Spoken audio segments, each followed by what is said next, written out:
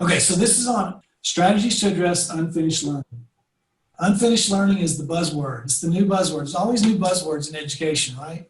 And so unfinished learning is the new buzzword, but hopefully by the end of the session, it's a little more than just a buzzword, but it's something that has meaning for you as you prepare for teaching kids this fall and helping kids to be more successful and preparing them for their futures. That's what we do as teachers, and we want to do the best possible job with that. So strategies to address unfinished learning, preparing for challenges related to the spring 2020 school closures. So that's kind of what unfinished learning is related to. We're going to really dive deep into that. And then the cool thing that Ms. Pouncey is going to bring to the table is, when you think about this, it's really all about remediation, RTI, which we've been doing for a long time anyway in one form or another. So she's going to share some perspective from the school she's worked for the past couple of years. It's in a very specific model, but also help us get our mind around the concept of what they did there. And maybe we can apply some of that to our own thoughts as we get ready for the fall.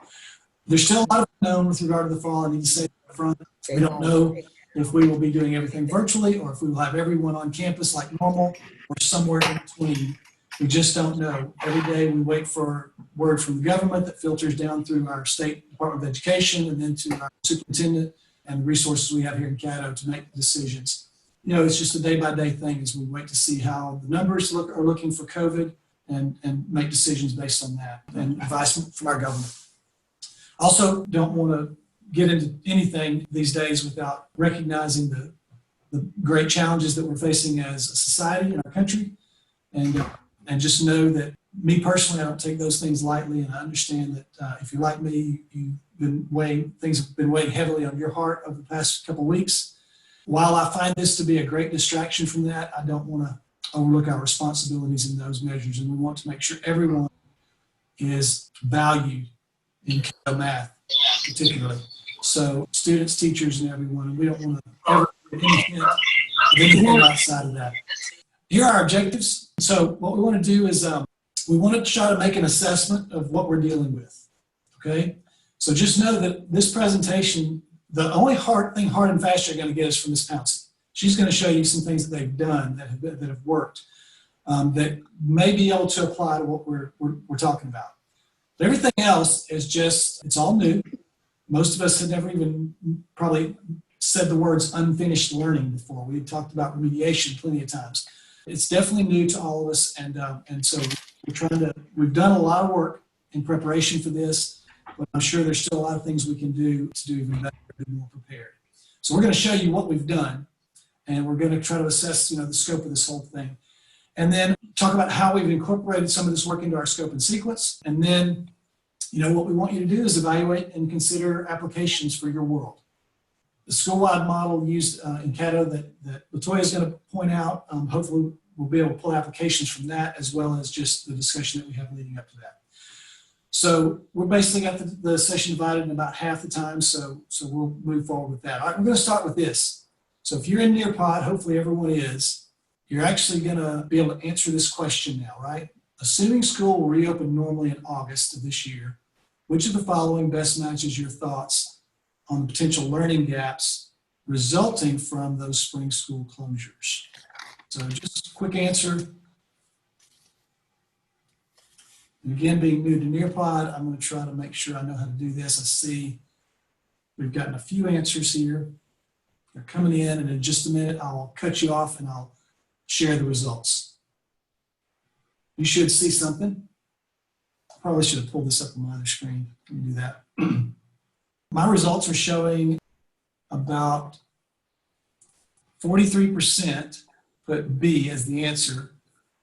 So answer B, someone turn on your mic because it's not letting me read. I'm gonna have to pull this up on my other device. So answer, let's start with answer A. Answer A says what? I expect the 2020-2021 school year, somebody finish that for me. To be one of the most challenging years for teachers in recent history. And according to this poll, 43% of you say that. One of the most challenging years in recent history. All right, answer B says, I expect the 2021 school year to be a little more challenging. A little more challenging, okay. And then C said? No different. Okay. 13% of us said no different. We expect things to go on as normal and life to recover. Now, I don't know if that's our glass half full people, or if we have some knowledge there that some information that not all of us have, and that that we're going to have a great year. But that's what I'm hoping for. How cool would it be for us to get information from the government, from the medical community, to say, you know what, you're safe, everybody's good to go. How awesome would that be to hear? And we could just get back into school. All right, so here's where we are. So let's try to assess the situation. So I told you I went back to 5th grade. Actually, I said that in the last session, I believe, in the 8:30 session. So I went back to 5th grade. I actually got with our elementary math supervisor on this, and she helped me out. And it looks like, based on the scope and sequence for 5th grade math, if teachers were on pace, so there's one big assumption right there. If teachers were on pace, they would have missed these two big topics: volume, areas, and shapes, and the coordinate plane. And you can see the 5th grade standards there. But this is the 5th grade material missed by standard. And again, don't forget the assumption there, the assumption that this is pacing. This is assuming that all of our Caddo teachers in 5th grade were on pace. And we know that's probably not a safe assumption. We probably have quite a few teachers who were behind in pace a little bit, maybe a few who were ahead. So we have to just keep that in mind as we go through this. I projected that to 6th grade and with the coherence map, and said, okay, if that's the case, and by the way, 6th grade is the most overwhelming, so don't think they're all going to be quite this extensive. But when I took those 5th grade standards and projected them forward using the coherence map into 6th grade, the standards in 6th grade that would be affected fall under these lessons. It's quite a lot. So evidently, what that tells me just in the first glance is that particular material from 5th grade that was most likely not taught has a pretty direct correlation to 6th grade content. Now, you're going to find there's a lot of variety in what that means.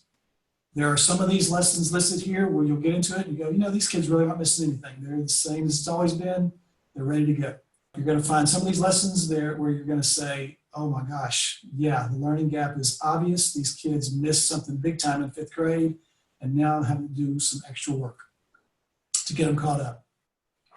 So just a couple of key points about this slide that you'll notice. We got some markers from our scope and sequence. A lot of this work was done by Dr. Schlater, and then we had some other contributors from 6th grade teachers.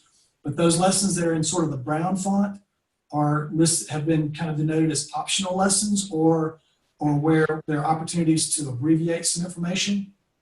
And then you see the obvious word in red there, key lesson. Those were just identified as, if we were going to point out super critical lessons in 6th grade math, these would be those lessons. So that's just some more extra information there. Make sure I'm understanding this correctly. The standards that you had on the last page, all of these lessons shown here are going to be affected by the kids missing those standards from the previous slide? Okay, what I'm saying is, good. I'm glad you're asking. So to clarify, the process was that I took these standards that were most likely missed in 5th grade math, and I looked at the coherence map that says, okay, these standards lead into the following grade levels. And the standards that those 5th grade standards led into, the 6th grade standards that are connected to those 5th grade standards fall under these lessons. Now, keep in mind, there's a lot going on there. One thing I didn't mention is most of these lessons cover multiple standards. So it might be that this lesson was covering 3 standards. Only one of those standards was from that missed material, and it's a small part of that lesson. So this is a big brushstroke kind of thing. This is an overwhelming thing to look at because this is quite a big chunk of 6th grade material. As I said, the other grade levels aren't quite as daunting, but try to keep that perspective. That doesn't mean that every one of these lessons is just going to be major trouble and the kids are not ready for any of this. That's probably not going to be the case. So this is really just a very analytical way to gather information. Like I said, this was my worksheet.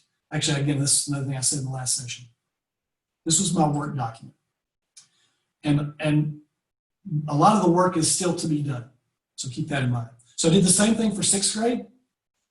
Based on our scope and sequence and our pacing, if teachers were on pace, These were the standards they would have missed in the spring due to closures.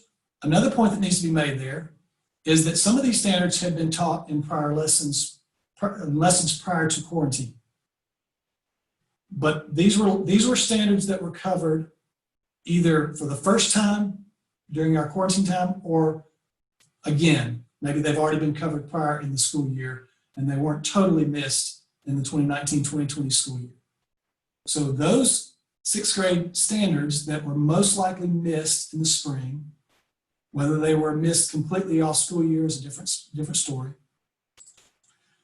If you look at the coherence map, they led you to the standards that fall under these lessons in seventh grade. A little smaller list. One of the most comforting parts for seventh grade teachers might be that very little of that material is at the beginning of the school year. Really doesn't kick in until Unit 5. So seventh grade teachers, for the first half of your school year, shouldn't have anything different going on than what you've had in prior years. So seventh grade, it looks a lot nicer here than sixth grade. Now, when you start getting into the spring, seventh grade teachers, you may be facing more challenges, according to this. Same thing, we've looked at seventh grade material that was most likely missed. Those standards then would have led into this for eighth grade math. And one glaring thing on the eighth grade is kind of the opposite of seventh grade. Unit 1 could be a major challenge. Emphasis on could be. And again, not near as much here in eighth grade as what we saw in sixth.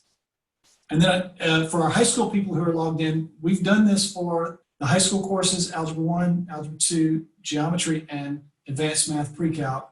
Geometry teachers are kind of off the hook on this, unless there are students in your geometry classes in high school who go straight from eighth grade math to geometry, which would be very unlikely. It's possible. Those kids might be affected, but we don't see this year there being too much problem for high school geometry. Following years, there could be some issues, and we'll be talking about that next spring. But I do have the Algebra 1, so with eighth grade teachers, if they were following our pacing and on track with pacing, these are the standards our eighth grade teachers would have missed.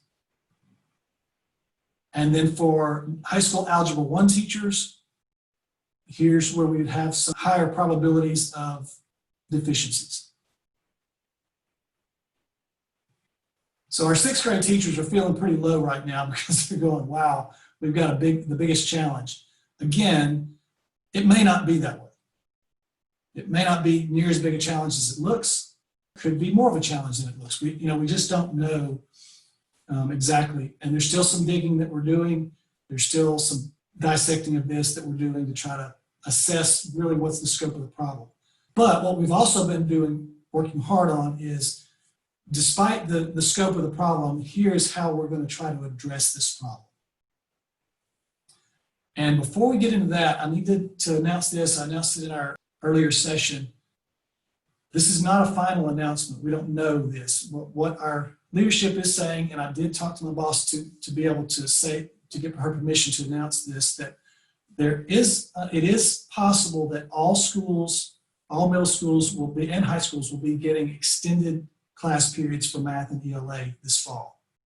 Now, again, that depends on a lot of variables, whether we're in school at all, but that is high on the list of recommendations so that we have time to address this problem. Now that's, if you're not a math and English teacher, that's troubling news for you because you could be losing minutes. However, a couple of you are at middle schools already who are doing extended time for math, so that wouldn't be anything new to you. The challenge is managing that time and not just allowing it to get away from you. Okay, so that's the nuts and bolts of where this started, where our work started on this. You should be seeing our scope and sequence document there. So all that information that we just looked at, all those slides that showed digging into the standards that were missed, most likely missed, and then the subsequent grade level that those standards would lead into. What we've done is we've started here with these two letters, UL, unfinished learning. Notice the key word here too, though, is potential. So none of this is hard and fast. There's a lot of sort of gray area to this. But these are the lessons that we identified that you saw in those charts on those slides that we just showed. You will see a red UL in front of those. It looks like people are accessing this, so that's good. And this is the 6th grade document, by the way. So right off the bat, in week 2, you're going to see a UL. Now that doesn't mean you're not going to have problems with week 1 lessons.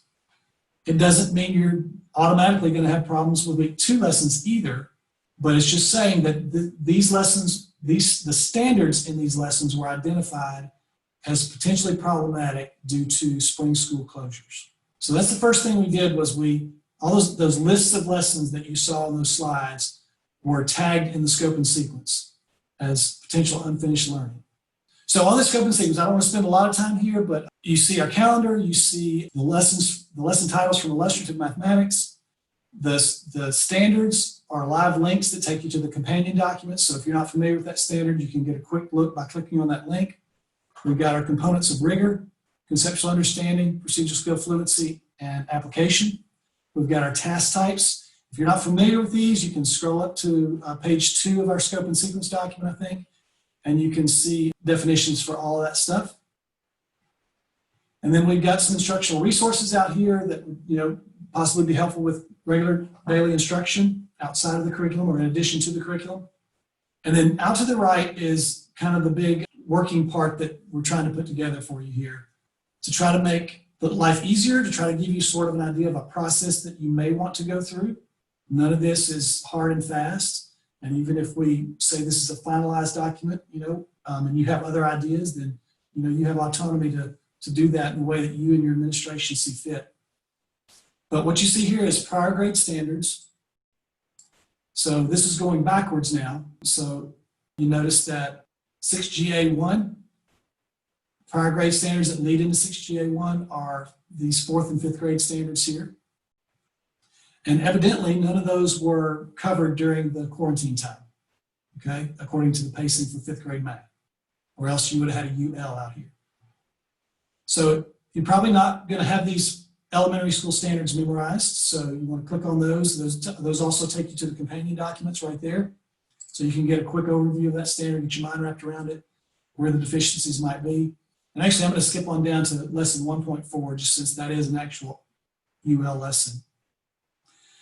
And at this point, and I say at this point because this is subject to change based on new information, suggestions from you guys, lots of things there. But what we're recommending at this point is that you familiarize yourself with those standards from prior grades, that you go to these illustrative math task links. And I'm actually going to take a moment to click on one of those. So there's actually only one for this. There's typically quite a few. I'm kind of surprised there's only one because usually there's a lot more there. But these are tasks that you might want to use for your class to help close the gap if there are gaps there. If you see struggles with their learning, you can go back to that. And you see that for each standard. The 4 MDDA, evidently there's not an illustrative math task for that standard. Most of them you're going to find links for illustrative math tasks, and most of them you're going to find multiple. In fact, let me click on this 5th grade link here to show you. It's got the standard broken down for you there, and it's got a pretty long list of tasks there that you can sort through and see if any of that would be something you'd want to use to help close those gaps in student learning. And I'm about to get to a point where we can have some questions, and if I can, hopefully with those illustrative math tasks, you're going to be able to do most of the work to get on track with grade level instruction. But, I'm not going to try and be too optimistic here and think that that's going to work in every case. Best case scenario, you've got a legitimate learning gap, you've identified the problem, and you're going to be able to take one of these illustrative math tasks or something similar and take care of it within a bell ringer or the first 10, 15 minutes of a class period, or if you have extended time, during that extended time. It's not always going to be that simple. So the next step we've put here is Zern materials. Now we've already started changing some of these links to where they're not taking you to Zern anymore, but they're taking you to Engage New York. And if that's confusing to you, let me just say that Engage New York is the same thing as Eureka Math. which is the same thing as Zern. Zern is the digital version of Eureka Math, and it's what our elementary teachers use for their curriculum. So this would be the same lesson that they're using in elementary, but it would be in a print format without all the digital add-ons that Zern provides. So if you are familiar with Zern and you like going back to Zern and pulling from Zern, perfectly okay. But we just kind of felt like these links might be a little quicker for you to peruse. You know, the idea here is we hope that you never have to teach an entire prior grade lesson, because we really don't have the time for that. But what we hope is that if you're not getting enough out of illustrative math tasks or some really quick solution, then maybe this would be a next step where you can go and pull an activity from this lesson that would let you dive a little bit deeper without teaching the entire lesson. That's the mindset. Now, again, I'm open to hearing input on this and how we need to maybe refine this process, but this is just the first draft of the process that we're laying out to try to provide you with help and resources to address this challenge of unfinished learning. Okay, I'm going to pause right there. I don't know that I have an interactive thing there. I don't. Let me go on with this. If you have a question, please unmute your mic and interrupt. I'm happy for that at this point, because I just covered a lot of stuff there. And it's really time for me to switch over to Latoya. So let me go through this, but if you have a question, I'm okay with interrupting. We will answer questions at the end as well. Hey, Roger, I had a question. I joined the Zoom meeting about 5 minutes late, so I don't know if maybe someone or you touched on this or not. So given the fact, just everything that you've gone over so far about all these potential math lessons we may be struggling with, do any administrators or school leaders know if LEAP test scores will, basically if this upcoming school year will be a field test year or not? No, that information hasn't been released. Great question. That information hasn't been released yet. I don't even know if they've started debating that yet. It's going to depend on how the school year opens and is able to continue. So good question. Okay, so let me just walk through these super quick. This is the process that I just mentioned. That's what's outlined here. So watch for upcoming lessons identified to have potential learning connection to unfinished learning.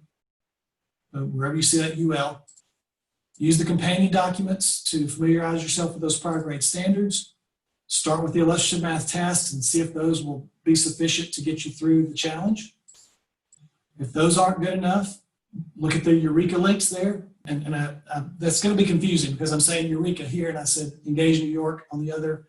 And on the scope and sequence, it still says Zern. So I hope that doesn't overwhelm you. But just try to remember that Zern, Eureka, and Engage New York are the same thing.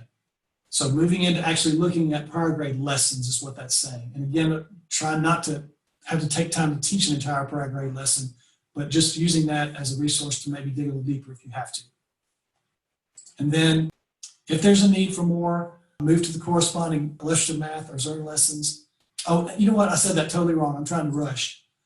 It says Eureka remediation tools. That's another resource that's linked in your scope and sequence where they are available. They're not there for every standard. It's just another source that the State Department has put together. And then look into those lessons, okay? And again, that little note there indicates we're not trying to get you to teach a whole prior grade lesson if at all possible. Okay, that's a lot of information, and that's sort of our assessment of where we are and part of some beginnings of solution. But there's still a lot of work to do, and even some of that work is difficult because of the unknowns. But I want you to hear from Ms. Pouncey now and kind of follow along with what they've done in the past at CMCTS. And most of this has been under her leadership. They've done a great work there and bringing kids a long way. Kids who are coming in very far behind. And so I'm anxious for you to hear what she's got to share with us and maybe finding some applications here for this problem that we're dealing with. Good morning. Thank you all for joining. Really quickly, I don't want to take the credit for what I'm about to present to you as far as the layout that happens on our campus. We glean a lot from teachers, and my mentor teacher at CMCTS, Deidre Lawson, she tried it in her class, and then I went and tried it in my class and saw that it worked for our students. Now, do understand that as we think about remediation, we're looking for the who, the what, the where, the when, the how, and the why. I think the how, the when, and the why or like those, or where to put it in your lesson, or like the key components to this. But I want to take you through some things that the curriculum offers first before we start really stepping out into other materials. The other materials are support resources that have been mentioned, the Eureka remediation tools, Zern, the illustrative math tasks, and we can discuss, we're going to go into a discussion on where those can be embedded into the daily lesson. As Roger stated, the parish is going to possibly add extended time to math. So if they do, this model will work however you choose to adjust it to your learning in your classroom. I'm ready, Mark. Roger, we can move. All right, so again, we're thinking about remediation, and we want to know the who, what, where, when, why, and how. Some of the things that you may want to look at to help you understand the what, the where, the why, and the who is looking into your unit diagnostic. At this point, it has not been confirmed, as we've done the past 2 years, where we give a diagnostic for the entire school year, and we use that diagnostic information to kind of help you drive throughout the year. It's going to be a possible way where we're going to possibly do a diagnostic in chunks, kind of like interim is, where we do a diagnostic for the first few units and then a diagnostic for the next few units. Until then, of course, the curriculum offers a unit diagnostic for every unit. So if you choose to use that, that's also another good resource to use. The instructional lessons and their activities, the narrative, the launch, and the synthesis have great information. I'm going to walk you through that. The cool down, which has been deemed through our curriculum as the exit ticket, the mastery of learning for the day, is a good item to also use to understand what you may need to remediate on. Possible times to do it is before, during, and or after the lesson, especially if you have those 70 to 90 minute time blocks. You could probably embed some remediation in those times also. Okay, really quickly walking you through the unit diagnostic and what information you can get from it. Of course, it begins each unit. If the parish dictates to us when and gives us some diagnostics to use throughout the school year, that the same premise on how to use it and why you want to use it is to we're going to give it to our students. We're going to also grade the assessments. We can move, Roger. Grade the assessments. We're going to go through and identify each student's proficiency of the skill. That'll help you with understanding the who. Then we'll also go into determining how to remediate. Do we want to do it whole class? Do we want to do a small group? And then lastly, remediate the skill in the focus lesson. We're not going to do a big chunk of unfinished learning before the units. We're not going to spend 3 weeks going back and looking at those missed standards from 5th grade or from 6th grade, from 7th grade, whatever your prospective grade level is in that previous year. We're not going to do that. We're going to actually embed it into the lesson. And so let's walk through what that could possibly look like. The instructional task, the instructional lesson or activity is met with, Illustrative Math offers some really good information to help us in our curriculum. And especially our new teachers or some of our old teachers who just did not use the curriculum with fidelity, this is a good walkthrough to kind of understand how we don't have to pull a lot outside of our curriculum. There's an activity narrative, the launch, the misconceptions, and the synthesis. It offers a lot of good meat and information to us to allow us to facilitate instruction easily. So the next slide we're going to look at really quickly is the scope and sequence. It's a quick screenshot of the scope and sequence. I'm pulling from Unit 1, lesson 3. And if you notice that the standard is focusing on is 6 GA1, which is a geometry lesson. It's actually a support standard also. And then when it looks over at the progression standards of where are we coming from in the scope and sequence, it pulls from 4th grade, and then it pulls that 5 NFB4. That 5 NFB4 is considered an unfinished learning standard that they may not have gotten in 5th grade with fidelity or with the depth of knowledge that they may need to coming into this. So it really deals with multiplying fractions and whole numbers. And if we're looking into area, reasoning and finding area, we know that that's understanding how to multiply with those fractions and multiply whole numbers will be key for our students. We can move on. The next thing I pulled is from our, from the curriculum. The curriculum speaks to that we're addressing 6GA, fine. But the curriculum says we need to even go back further than 4th grade and 5th grade. We need to go back further to 3rd grade. And in going back further to a 3rd grade standard, if you all watch the progression, the vertical progression in middle school math video, it's a self-pacing learning that I did. I can go into a little more detail of how they all link through the coherence map and how they all relate to each other, and will help with building the understanding for the 6th grade geometry standard. So in going and looking at the activity narrative, I'm looking at Unit 1. I'm looking at Unit 1, Lesson 3, Activity 2.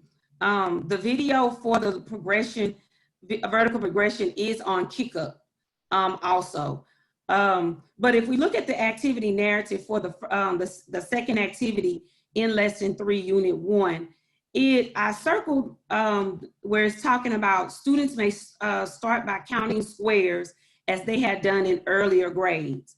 Well, Standard 3, that 3rd grade standard goes back and talks about that. But also notice how our curriculum gives us some remediation, some things that we may want to consider to use to do with our students as they're progressing through the through this activity and through the learning of this lesson.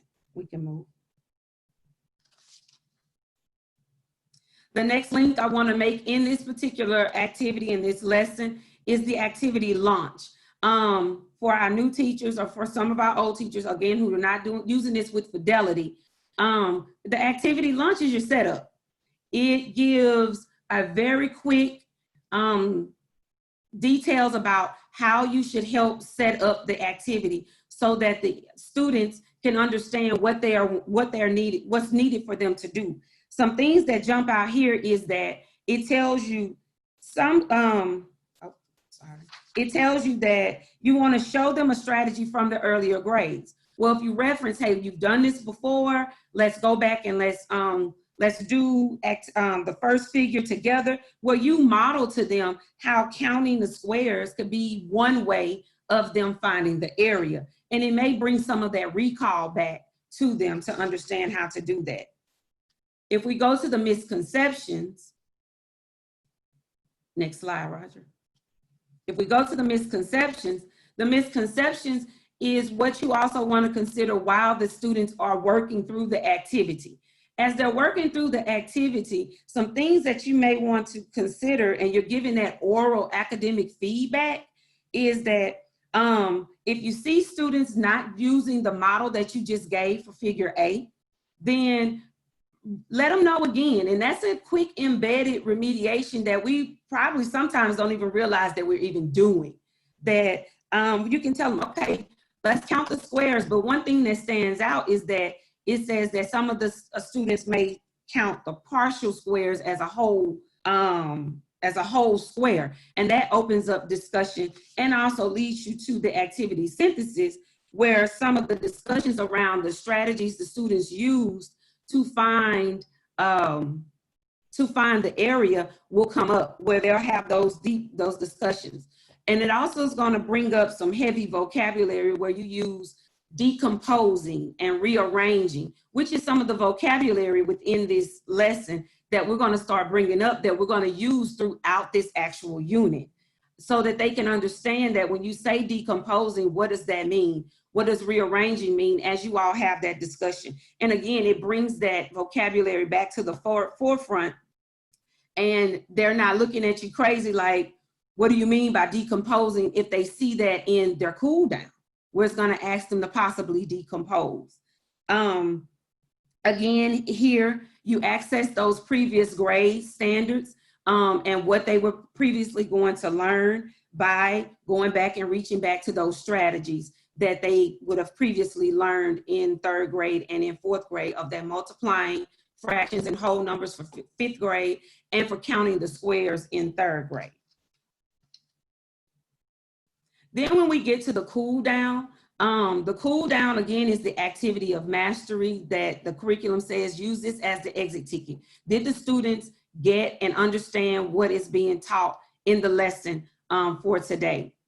Some things that jump out is that it says this task does not explicitly ask students to state area units, because one purpose of the task is to assess if students understand what units are appropriate given in the information presented. This is the narrative for the cool down. So as the students go through and they solve this problem with the maritime flag, where they have to show the shaded part, this is where the terms decomposing and rearranging are going to come back up as strategies for them to solve this cool down. Okay. So now that we've walked through some things that the curriculum offers, when do we want to remediate? Notice that most of everything that I gave you were remediations throughout the lesson, embedded heavily in the lesson. Yet if I've already studied my lesson, some things that I may want to do is probably put an activity before the lesson, maybe in a homework activity where they kind of go practice that, or give it to them after where they can do the practice problems and practice it after we have that deep discussion. So at Caddo Middle Career Technology, this is pretty much a layout of what it looks like for our class. We do have 96 minutes, we're already blocked. And so I put a range of times here. We do spend all of the time allowed for the curriculum. We do not venture outside of that. So starting the lesson, it may be the bell ringer for some, but we started with the remediation from the previous lesson. After we got the cool down from the previous day, we've graded it. Our low students who just did not show any mastery of the lesson, they sit at a teacher table with us. And we go over that activity again. And I give them, I pull problems from the Eureka remediation, illustrative math tasks, practice problems, where we sit down and we have a deeper discussion about it, because obviously something happened in the learning from the previous day where they didn't get it. The medium students are students where I would leave a little written feedback that could allow them to possibly work independently. Maybe an anchor chart that was developed in the previous lesson I would use to help them go back and try to correct their cool down to see if they now understand what happened. Maybe it was a little something they missed. Then the high students, we move the high students onto an enrichment. In moving them onto an enrichment, we use such resources that are on our scope and sequence, such as Khan Academy, or the Are You Ready for More question that's in the illustrative math curriculum. We may move on to a practice problem in the next unit, because you know some of the practice problems go and reach back to previous lessons from lesson to lesson. But then we move out, we spend about 10 to 15 minutes in that time, and that's remediation time. And then we move into the day's lesson. What am I teaching today? What do they need to learn for today? And we go through that process. And notice the time frames that I put there come directly from the curriculum. 5 minutes for the warm-up, 20 minutes for the lesson activity. You had another lesson activity that's 15 minutes. Then we sit and we talk about the lesson synthesis. What actually happened in that lesson before I move on to the activity of mastery, which is the cool down. We also embed another time slot of about 10 to 15 minutes where we do a hot question, and it also rolls quickly into another possible remediation time. Because as they're doing the hot question directly relates to that lesson of the day. And it also is a reflection of the cool down for that day. So before they move to the cool down, are they really ready to move to the cool down? Have they mastered it? And that way it gives us another opportunity to remediate on grade level, or if I have to go back and reach back one more time with them to a previous standard to help them understand what happens. And we follow the same model as the beginning remediation time, where we may pull those that just did not get it to the teacher table. I work through some more problems, and I get all of these problems from those resources that are listed in our scope and sequence that Roger previously talked about, the practice problems, the Eureka remediation tools, illustrative math tasks. I'll pull from those things to help with remediation. So I'm not looking for things, I'm using things that we as the district have already given each other. And then we move on to the cool down. And we repeat that process on the next day for the learning. So yeah, there's a model for you. And remember, if you did not have extended time this past year at your school, there is talk that that could be something that's happening at all middle schools. But again, that's not final. Please don't go out and say that, oh, I heard we're having extended time for our math classes in Caddo. What you can say is that the district leadership is considering that taking place on middle school campuses. And there could have been meetings today where final decisions were made against that. So I don't know the latest on that. I just know that last week I was told that that is a strong possibility. Let's see, Ms. Pouncey, y'all's class periods have been how long? 90 minutes? Our class periods are 96 minutes, yes, sir. 96 minutes. So 90. probably not going to get more than that in any. No. But you know, what a cool thing for a math teacher, right? But yeah, that's their situation, so you need to be aware of that. So how do we do? These are some questions we kind of want you to answer for yourself. Do you fully understand the scope of the unfinished learning challenges? And I'll tell you, I'm not sure I have my mind fully wrapped around it. I think there's a lot of things that we may just not be able to know until we start teaching and seeing where kids are, because a lot of your kids are coming from different schools. Maybe you got kids transferring in, especially our 6th grade teachers. You may be pulling from several different elementary schools.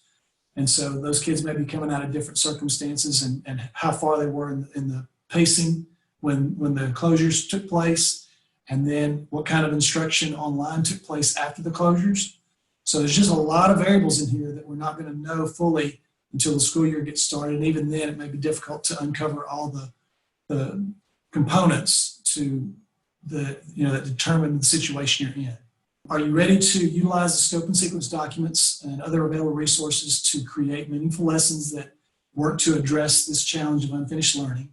Probably the answer to that is not fully yet, but maybe you've kind of gotten some things today that are giving you some direction that you didn't have before. That's the hope.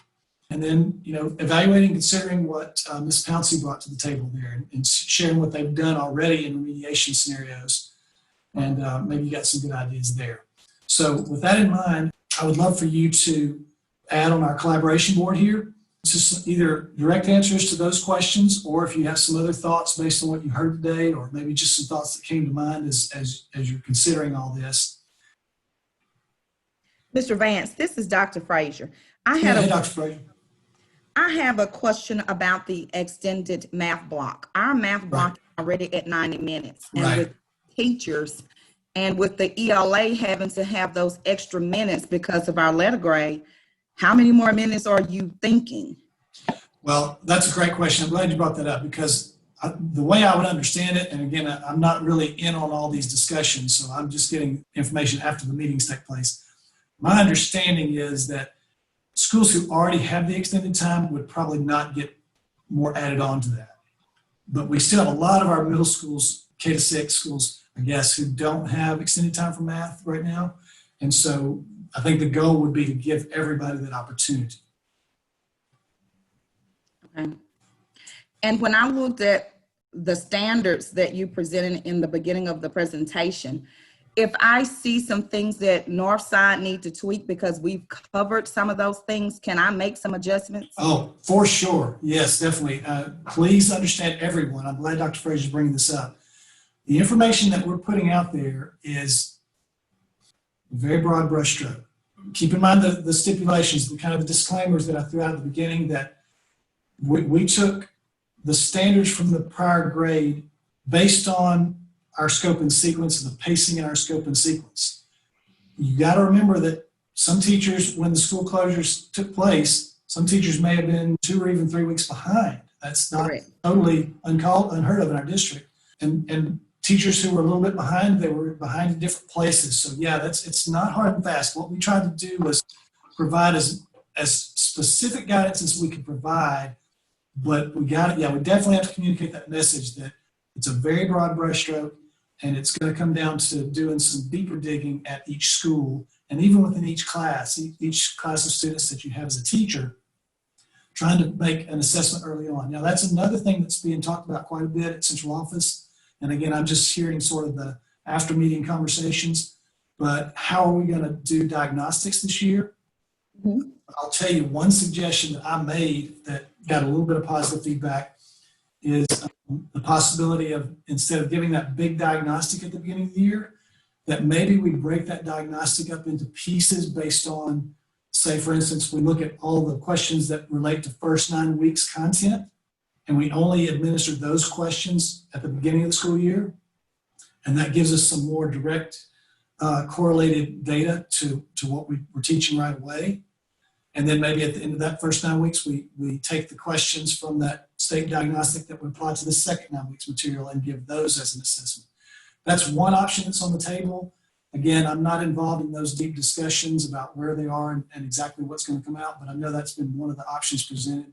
So that's going to be an important piece based on what Dr. Fraser is saying, that at each school we're going to have to do some, probably a little different diagnostic than we've done in the past, because we're going to need some very specific, quick turnaround information and data so that we can make these decisions better. Thank you. Thank you. Great questions. Appreciate you being here with us. Mm-hmm. To have a principal on board here at one of these meetings says a lot. And I see a couple of assistant principals too. Thank you, administrators, for being here with us. Value your input. Can I get on to that discussion as well? Yes, please do, Mark. Go ahead. I like that idea. My biggest concern with the diagnostics is trying to give teachers information that's really easy to work with. And so the PDF delivery system has just not been helpful at all, at least in terms of trying to give differentiation to my students. It's really good as a top level approach in terms of saying, hey, this standard nobody's getting. But in terms of trying to figure out what's happening for student by student, it's really not been a help at all. And if you're thinking about making those changes, if we can get some sort of instrument that allows us to get some of that data, I would greatly appreciate it. Great point, and I agree 100%.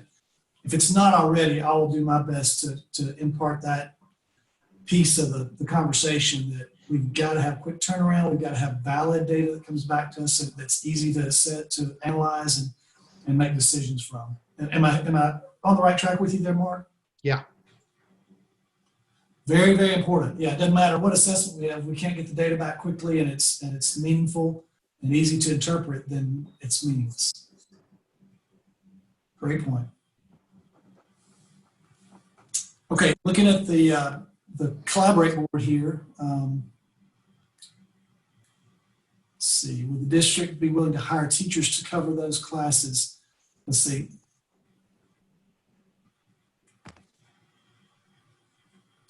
Yeah, there are a lot of issues in extending that time. So yeah, if you had 90-minute class periods, you wouldn't have as many class periods. So there's a scheduling issue that our principals and assistant principals would have to really work through. There are a lot of layers of things that have to be resolved in order for that to happen. And that's why it's not just a decision that somebody said, oh, we'll just do this and without any discussion, because there's a lot of layers there. Would the district be willing to hire teachers? The district is willing to hire as many teachers as we can afford and who are out there. And both of those are tough components, because as you may have heard in the news, we are facing quite a deficit based on the lack of sales tax revenue this year. And also, there just are not very many certified teachers out there. We battle this every year. It seems to be fewer and fewer students going to college to be education majors. So I have become the life insurance salesman of the math teacher world. Everywhere I go and every person I see, I'm wondering in the back of my head if they might want to be a math teacher. And I will approach them boldly about that. Big success story there is at Christmas, I was at a restaurant with my wife, and I saw across the restaurant a friend of mine from years past. We started a conversation. He had been a business owner for about 25 years, had just sold his business. And I said, have you ever thought about being a math teacher? And he, to my pleasant surprise, said, well, I actually have. And he is actually enrolled in our Teacher Academy program right now and working to pass the high school math praxis. And he's already got a tentative hiring spot at one of our local schools. So join me in that endeavor. Everyone you see and know, just throw out that question. Hey, you ever thought about being a math teacher? Let's see. How would adding extended time after our planning period, alter our planning periods, I think is what that means. Yeah, that's a deep question that administrators have to hash out. Let's say you're on a 4 90-minute block daily schedule, and one of those blocks is a 90-minute planning period. Well, that sounds great to you as a teacher, and it would be, but to an administrator, that presents a lot of challenges. So those are tough questions that have to be worked through before any decisions like these can be made.